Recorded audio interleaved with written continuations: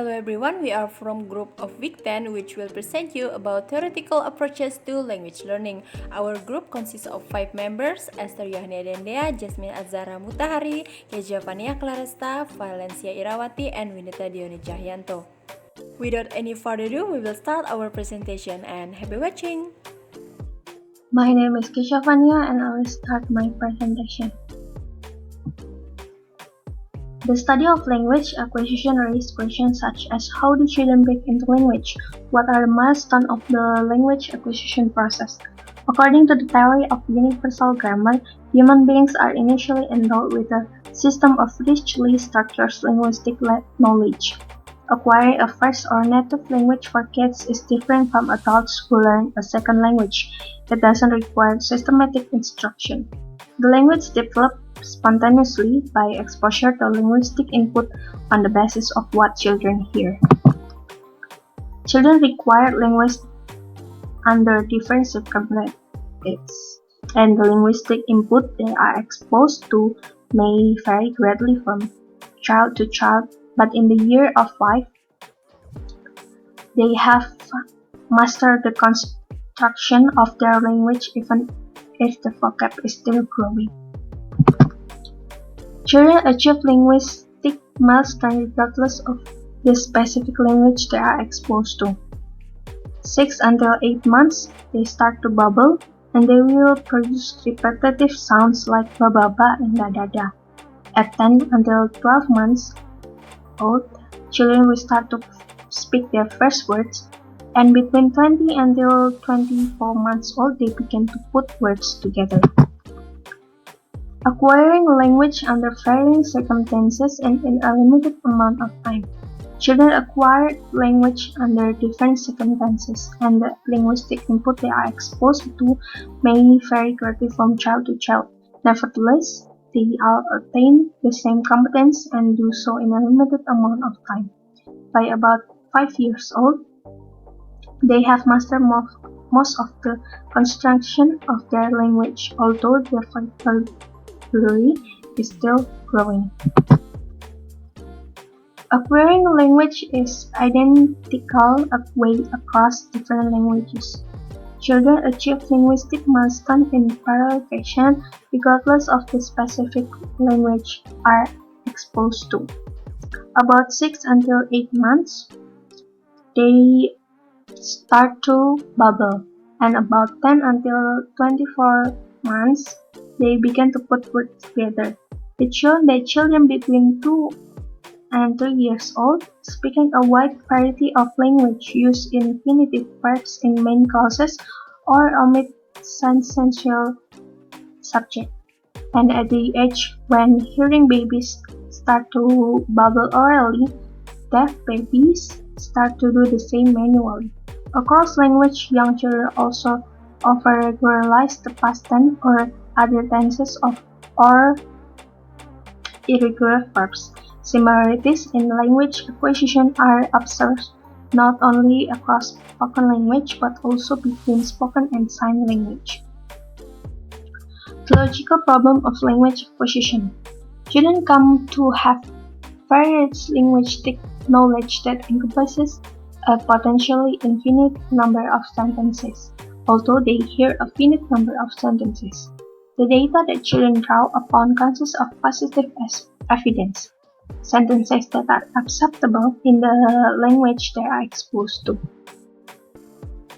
Children are not told which sentences are ill-formed or which interpretation sentence cannot have in their language, but eventually they attain this knowledge. All mature speakers can judge whether a sentence is acceptable or not under a given interpretation. Although children make errors, they do not make certain errors that would be expected if they generalize from linguistic input. For example, although children hear some sentence like "Who do you want to invite?" "Who do you want to see?" they do not generalize this into impossible English sentence like "Who do you want to come?" Although this generalization would seem reasonable, children never say such sentence. These points are part of an argument about mechanism underlying language acquisition, called argument from the poverty of stimulus. These agreements start with the premises that all speakers of the language know a given fairly abstract property, and this property can be included from the evidence available to children. The notion of grammar. A grammar is finite system since it's somehow in the mind or brain. Grammar that I use here refers to a psychological entity, not to a sound, morphemes, inflectional paradigm, and synthetic construction. Although we use terms such as passive, relative clause, etc., but it's only for the convenience. Our linguistic knowledge allows us to understand some words that we never heard before. It also gives us tools to establish whether the sentence is acceptable for our language or not. For example, Mary washes her shop. This sentence could be ambiguous. It can be either that Mary washed some of her female friends, or it can also be interpreted that Mary washed her own socks. We cannot use this kind of ambiguous sentences because it can lead to a misunderstanding if people cannot get what we want to deliver. Humans can easily know that a sentence is ambiguous or not because the grammar assigns sentence structural representation in a specific way. We can do certain things with language because we have a grammar. This grammar assigns certain structural representation to sentences and its section certain interpretation while banning others. The next one is constraint. Sentence must conform to linguistic constraint if they are not considered well-formed or acceptable. Constraints are linguistic principles that prohibit certain arrangements of words, certain operation, and certain association of sound and meanings. They encode properties that hold universally and are inviolable, and the constraints are not sorted with respect between one to another. I have one example of this. There's a sentence like, "How does John regret that John behaved?" And this judge ill-formed by his English speaker because this violates the constraints of English grammar. Constraints are two kinds: constraint on form and constraints on meaning. Constraint on form underlies our ability to say that certain sentences are ill-formed. Beyond constraint on form, grammar includes constraints on the meaning that speaker assign to acceptable sentence. So, constraints are a piece of language that hold back or help us to make a wrong generalization, or in other words, we don't make mistake in the use of language. Linguistic knowledge about the possible form of sentence and about the possible association of form and meaning is couched in the terms of constraints that hold universally, and they are not violable by anyone, because human linguistic behavior is guided by these constraints, and we know how to use language depending on the linguistic context for its properly way. That's all from me. Thank you. My name is Jasmine and I will start my presentation. So we might wondering, where does linguistic knowledge come from? There is a debate that how rich the genetic makeup supporting human linguistic ability is. Researchers in the Chomskyan tradition assume that inborn human knowledge is richly structured and must consist of the kind of constraints. It is very unlikely that the constraints are learned because they hold universally. Children are expecting that whichever the language they're going to hear, it will have the properties that their genetic equipment is prepared to cope with. The hypothesis that the language capacity is innate and richly structured explains why language acquisition is possible. But not all linguistic knowledge is innate.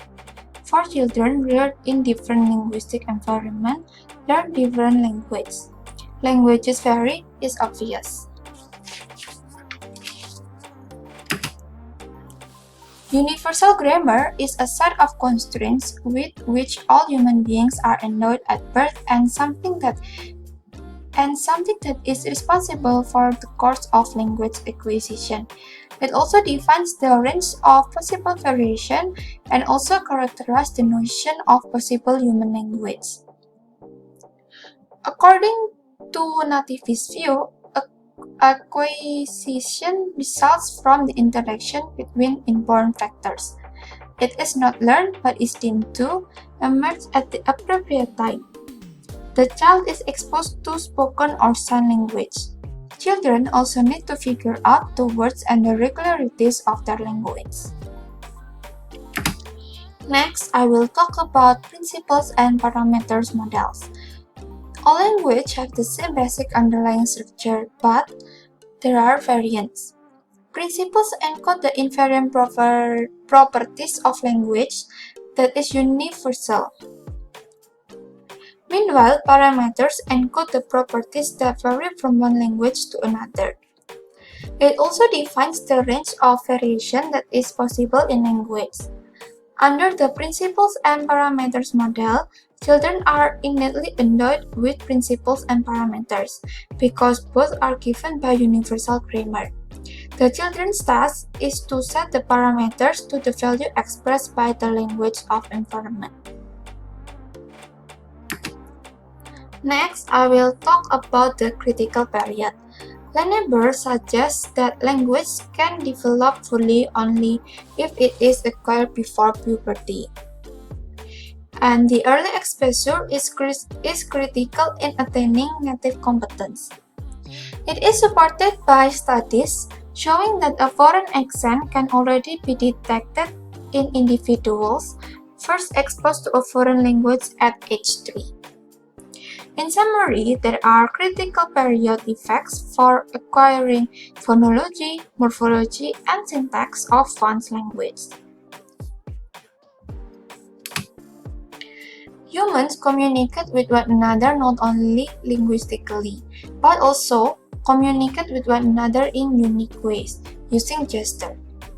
The gestures are different from one another, and it all depends to the situation and also the culture. But the most special gesture is pointing. Functionally, pointing is used to directing someone's attention to something, but it also requires us to do mind reading.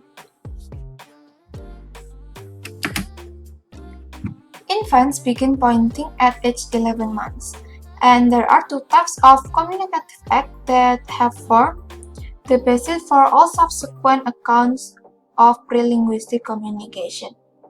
The first one is proto-imperative point. It is used to get the adult to retrieve an object for them. And the second one is proto-declarative point. It is used to get the adult to attend to an external entity. And that's all from me. Thank you. The next presentation will present by me. I will discuss about pointing basics. First thing that we should note is pointing is nothing. If you and I are walking down the street, then I pointed on a bicycle without saying any other detail, you'll be totally confused what I mean only by pointing at the bicycle. The reason why in this situation is that you don't know what I am directing your attention to or why I am directing you to it. Wittgenstein demonstrated that pointing always underdetermines the intended referent without some form of life or shared context within which the pointing occurs. In this case, am I pointing at the whole bicycle, the color of the bicycle, or the specific part of the bicycle? Because of this, pointing gestures might be misleading to which point that we want to direct to other people.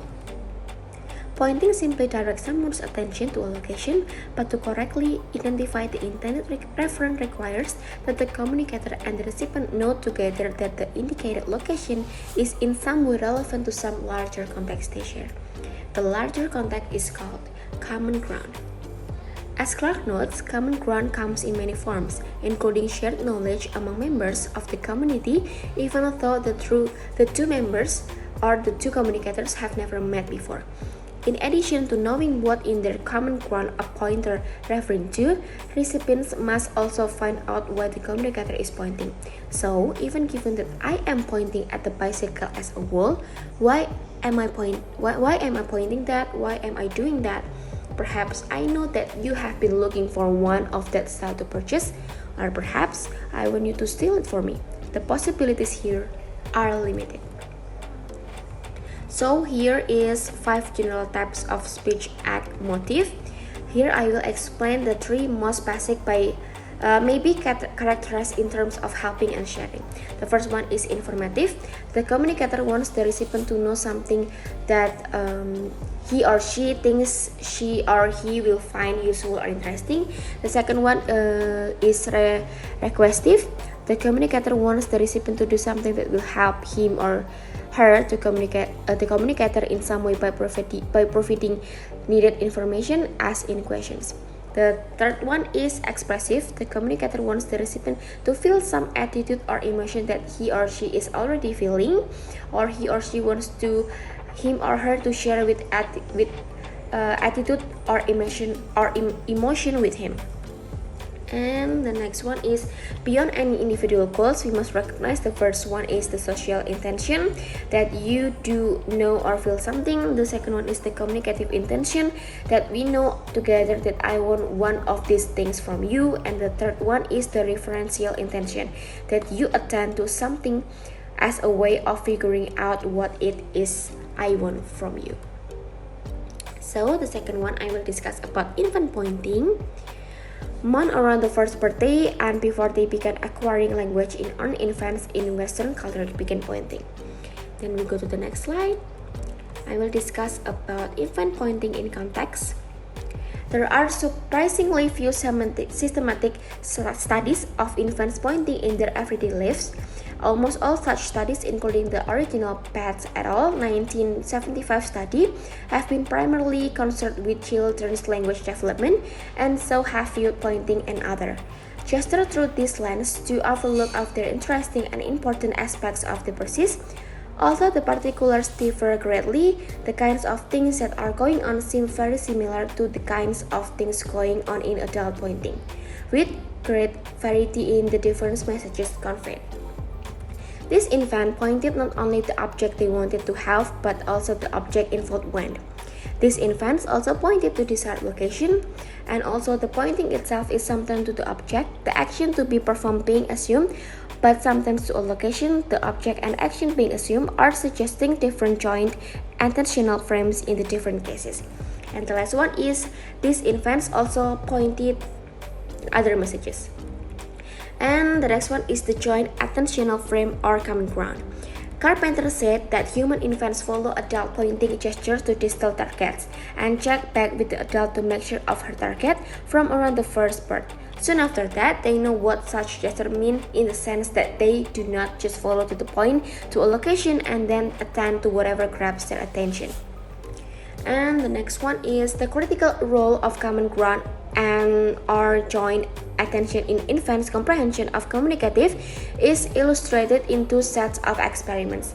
Mull and Tomasello studies that demonstrated that infants as young as 12 until 14 months of age identify the referent of an ambiguous request in terms of some shared experiences they have previously had with that adult. In second set of studies of Liebel, Pahne, Carpenter, and Tomasello focus in particular on infants' comprehension of pointing and on how infants identify not the referent but rather the motive behind a pointing gesture. Alright everyone, this is Esther Yohani Adenda and I will continue our presentation. My first topic is about reference. Infants by 12 until 14 months of age demonstrate an understanding of acts of reference as intentional acts intended to induce the other to attend to some particular external entity, even an absent entity. So, the act of reference by an infant occurs when the individual intends for others to pay attention to something in its communicative context, then recognize that intention and complies with or carries out what the infant wants. But according to Moore and Drummond, argue that sometimes what the infant is really doing when they are pointing is not referring to the object at all, but only attempting to get an emotional reaction from the adult to the self. This process involves much more than simply gaze following or point following. It involves a communicator's intention to direct a recipient attention to a particular reference so that the recipient, by identifying this intended reference via some relation to their common ground, will make the needed relevance inference and so comprehend the communicators. Overall, this point is related to social intention.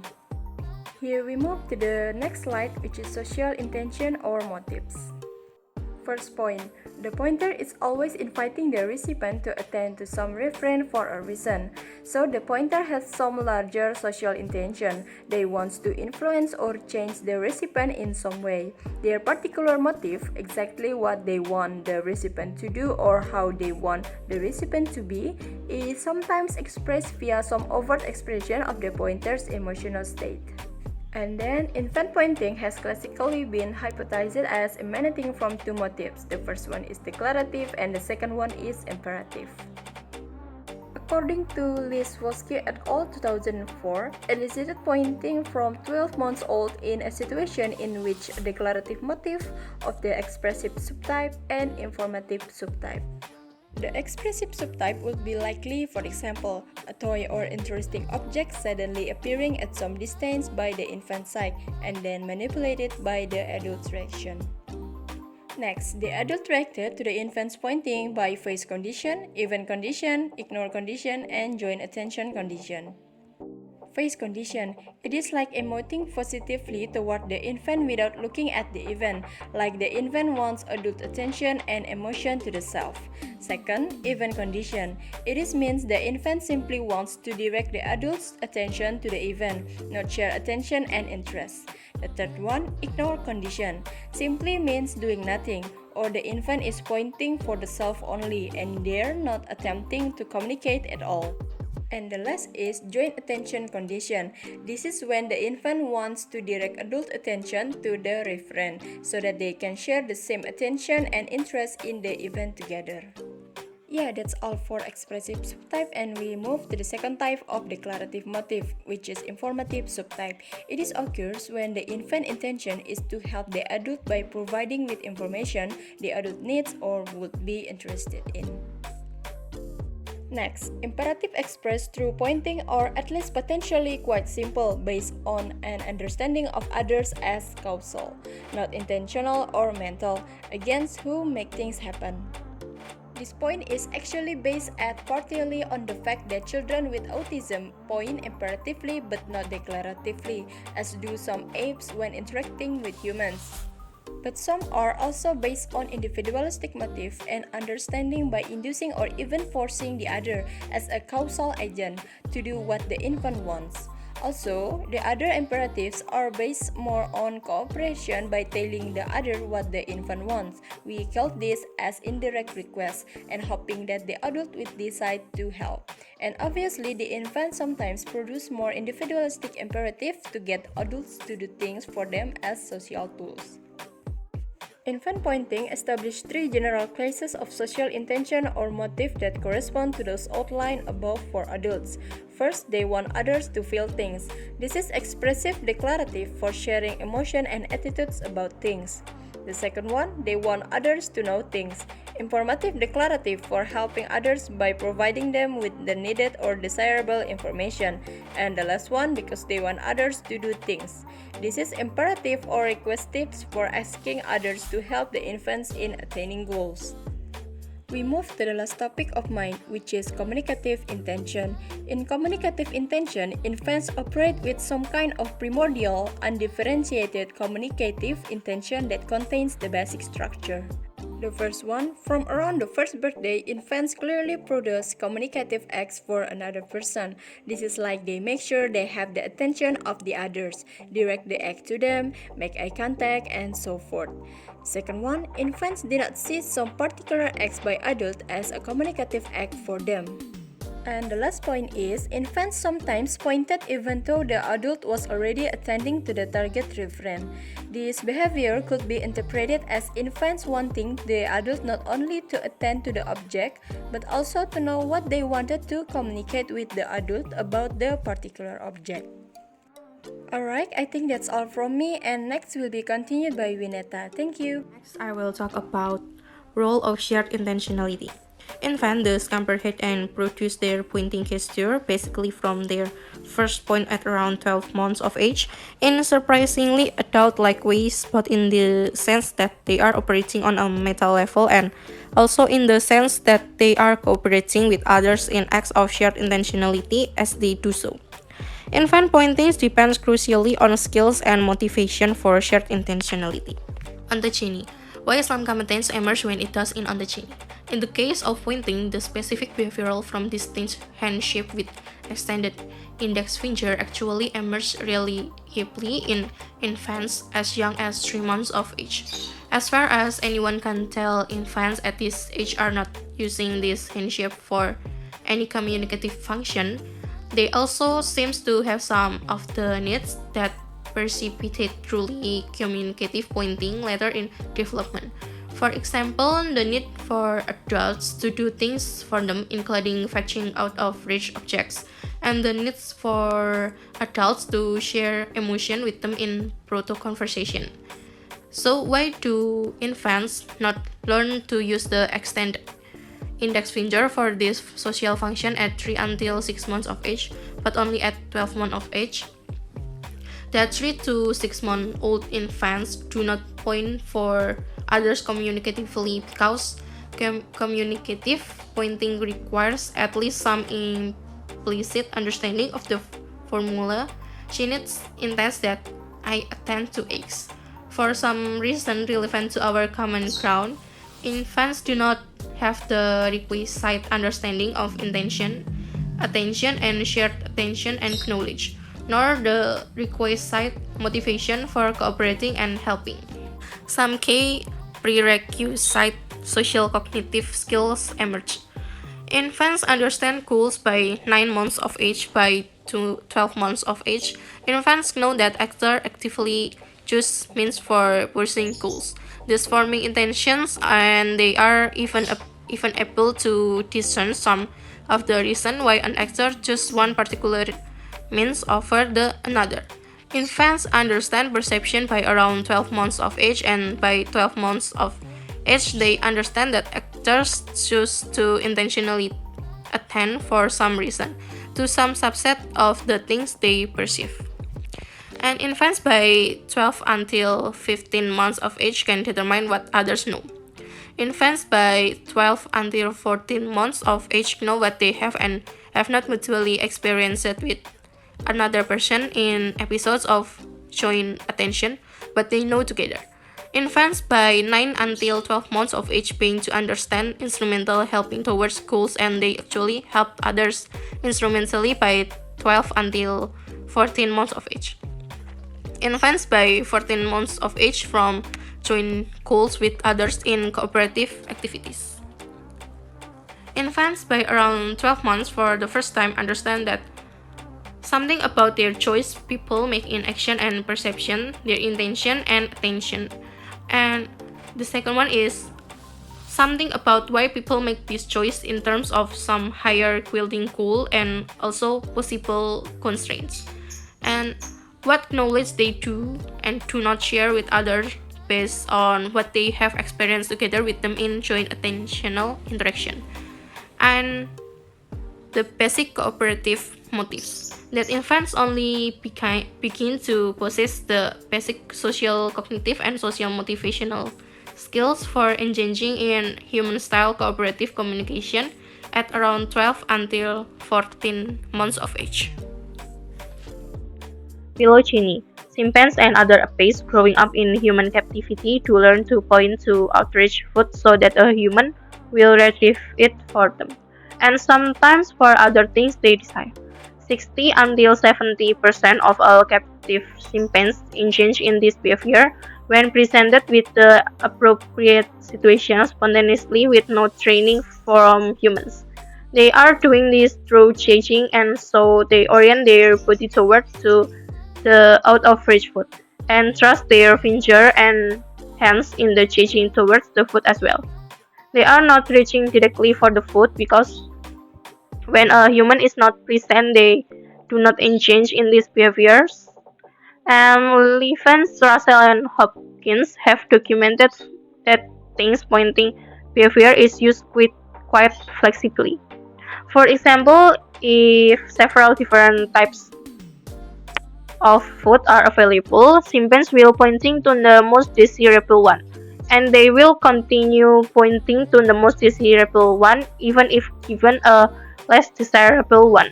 Apes do not produce either for human or for other apes point that serve function other than the imperative or requestive function.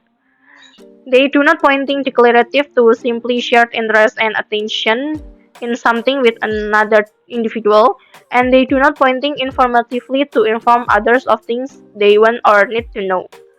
It is possible that a pointing for human relies on somewhat different social cognitive and social motivational skills that than does human pointing. One possible indication of this that apes are not very skillful at comprehending informative pointing gesture. The ape understood the human's point as an attention director, and the chimpanzees know where the food was, whereas the exact same individuals did not know where it was in a standard informing pointing version of the text. They were seemingly able to infer she wants to get into that bucket for herself, therefore there must be something good in there. But they were not able to infer she wants me to attend to that bucket for some reason relevant to our common ground. Human infants find the object choice task trivially easy because they have created with the adult a shared goal of searching for the hidden object, which creates a joint attentional frame of things relevant to the shared goal. Child and adult will mutually assume that the adult is trying to be cooperative. In contrast, apes typically do not know what the human is attempting to communicate in this situation because on our account, they have not created with the human any kind of joint goal or joint attentional frame of things relevant to a shared activity. And they do not share with the human the mutual assumption of partner cooperativeness. And apes simply do not understand why the human is pointing to the bucket, even if the communicative intention is overtly expressed. The gesture is an inexplicable, irrelevant act. There is growing body of evidence that whereas apes do understand the basic of intentional action, they understand others' goals and perception. For example, they do not participate in shared intentionality.